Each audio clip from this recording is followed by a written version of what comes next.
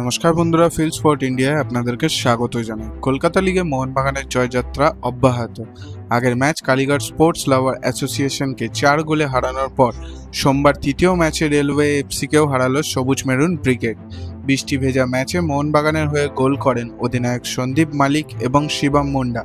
এই জয়ের ফলে গ্রুপে ইস্টবেঙ্গলকে টেক্কা দিয়ে 3 নম্বরে উঠে এলো মোহনবাগান সুপার জায়ান্ট। সোমবার ব্যারাকপুরে বিভূতিভূষণ বন্দ্যোপাধ্যায় স্টেডিয়ামে খেলা ছিল মোহনবাগান এবং রেলওয়ে এফসির। ম্যাচে 5 মিনিটের মাথায় মোহনবাগানকে এগিয়ে দেন সন্দীপ মালিক। প্রথমার্ধে 1-0 স্কোরেই শেষ হয়। বিরতির পর বেশ কয়েকবার আক্রমণে যায় মোহনবাগান, কিন্তু ফিনিশিংয়ের অভাবে ব্যবধান বাড়াতে পারছিল না সবুজ মেরুন ব্রিগেড। ম্যাচের শেষের মুহূর্তে 2-0 গোল স্কোর করেন মোহনবাগানের শিবম মুন্ডা। ম্যাচে ইনজুরি টাইম ছিল 9 মিনিট, কিন্তু রেলওয়ে মোহনবাগানের দুর্ভাগ্যে ডিফেন্স ভাঙতে পারেনি। 3 ম্যাচে দ্বিতীয় জয় পেল মোহনবাগান। প্রথম ম্যাচে তারা হেরেছিল পুলিশ এসির কাছে।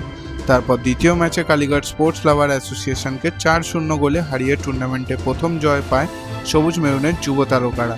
তৃতীয় ম্যাচেও জয় পেলেন তারা। 3 ম্যাচ খেলে 6 পয়েন্ট নিয়ে গ্রুপ এতে 5 নম্বরে উঠে এলো মোহনবাগান। ইস্ট বেঙ্গল নেমে গেল 6-এ। যদিও তারা 1 ম্যাচ কম খেলেছে। আগামীকাল তাদের ম্যাচ রয়েছে বেহালা সাংস্কৃতিক সম্মেলনী স্পোর্টিং ক্লাবের সঙ্গে। সেই ম্যাচ জিতলে আবার মোহনবাগানকে সরিয়ে উপরে উঠে যাবে হলুদ ব্রিগেড।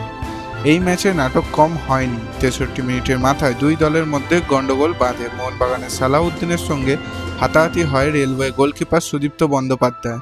রেফারি দুজনকেই লাল কার্ড দেখায়। দুই টিমই বাকি সময় 10 জনেই খেলে। মোহনবাগানের জয় যদি সন্তুষ্ট হয়ে থাকেন তাহলে কমেন্টে লিখে জানান নিজেদের মতামত, এবং খেলার সমস্ত খবরাখবর পেতে আজই সাবস্ক্রাইব করুন আমাদের চ্যানেলটি।